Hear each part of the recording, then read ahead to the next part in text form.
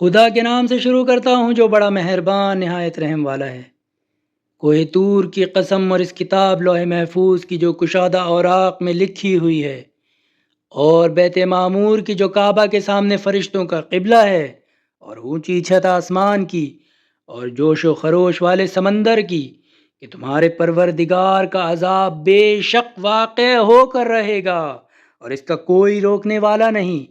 جس دن آسمان چکر کھانے لگے گا اور پہاڑ اڑنے لگیں گے تو اس دن جھٹلانے والوں کی خرابی ہے، اور جو لوگ باطل میں پڑے کھیل رہے ہیں، جس دن جہنم کی آگ کی طرف ان کو ڈھکیل کر لے جائیں گے، ان سے کہا جائے گا یہی وہ جہنم ہے جسے تم جھٹلایا کرتے تھے، تو کیا یہ جادو ہے یا تم کو نظر نہیں آتا؟ اسی میں گھسو، پھر صبر کرو یا بے صبری کرو، دونوں تمہارے لیے یکساں ہیں۔ تمہیں تو بس انہی کاموں کا بدلہ ملے گا جو تم کیا کرتے تھے۔ بے شک پرہیزگار لوگ باغوں اور نعمتوں میں ہوں گے، جو نعمتیں ان کے پروردگار نے انہیں دی ہیں ان کے مزے لے رہے ہیں۔ ان کا پروردگار انہیں دوزخ کے عذاب سے بچائے گا۔ جو کارگزاریاں تم کر چکے ہو ان کے صلے میں آرام سے تختوں پر جو برابر بچھے ہوئے ہیں، تکیے لگا کر خوب مزے سے کھاؤ پیو، اور بڑی بڑی آنکھوں والی حور سے ان کا بیاہ رچائیں گے۔ اور جن لوگوں نے ایمان قبول کیا اور ان کی اولاد نے بھی ایمان میں ان کا ساتھ دیا، تو ہم ان کی اولاد کو بھی ان کے درجے تک پہنچا دیں گے، اور ہم ان کی کارگزاریوں میں سے کچھ بھی کم نہ کریں گے۔ ہر شخص اپنے اعمال کے بدلے میں گروہ ہے، اور جس قسم کے میوے اور گوشت کو ان کا جی چاہے گا ہم انہیں اور بڑھا کر عطا کریں گے۔ وہاں ایک دوسرے سے شراب کا جام لے لیا کریں گے جس میں نہ کوئی بیہودگی ہے اور نہ گناہ، اور خدمت کے لیے نوجوان ان کے آس پاس چکر لگایا کریں گے۔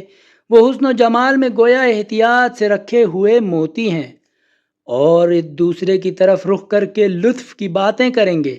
ان میں سے کچھ کہیں گے کہ ہم اس سے پہلے اپنے گھر میں خدا سے بہت ڈرا کرتے تھے، تو خدا نے ہم پر بڑا احسان کیا اور ہم کو جہنم کی لو کے عذاب سے بچایا۔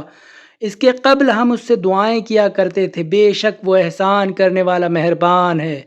تو اے رسول صلی اللہ علیہ وسلم تم نصیحت کیے جاؤ، تم تو اپنے پروردگار کے فضل سے نہ کاہن ہو اور نہ مجنون۔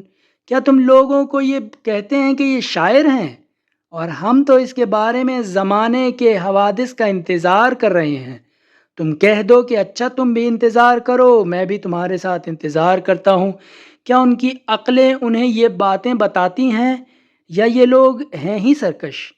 کیا یہ لوگ کہتے ہیں کہ اس نے قرآن کو خود گھڑ لیا ہے؟ بات یہ ہے کہ یہ لوگ ایمان ہی نہیں رکھتے۔ تو اگر یہ لوگ سچے ہیں تو ایسا ہی کلام بنا تو لائیں۔ کیا یہ لوگ کسی کے پیدا کیے بغیر ہی پیدا ہو گئے ہیں، یا یہی لوگ مخلوقات کے پیدا کرنے والے ہیں، یا انہوں ہی نے سارے آسمان و زمین پیدا کیے ہیں؟ نہیں، بلکہ یہ لوگ یقین ہی نہیں رکھتے۔ کیا تمہارے پروردگار کے خزانے انہی کے پاس ہیں، یا یہی لوگ حاکم ہیں، یا ان کے پاس کوئی سیڑھی ہے جس پر چڑھ کر آسمان سے سناتے ہیں؟ جو سنایا کرتا تو وہ صریح دلیل پیش کرے۔ کیا خدا کے لیے بیٹیاں ہیں اور تم لوگوں کے لیے بیٹے؟ یا تم ان سے تبلیغ رسالت کی اجرت مانگتے ہو کہ یہ لوگ قرض کے بوجھ دبے ہوئے جاتے ہیں؟ یا ان لوگوں کے پاس غیب کا علم ہے کہ وہ لکھ لیتے ہیں؟ یا یہ لوگ کچھ داؤں چلنا چاہتے ہوں تو جو لوگ کافر ہیں وہ خود اپنے داؤں میں پھنسے ہیں، یا خدا ان کے سوا کوئی دوسرا معبود ہے؟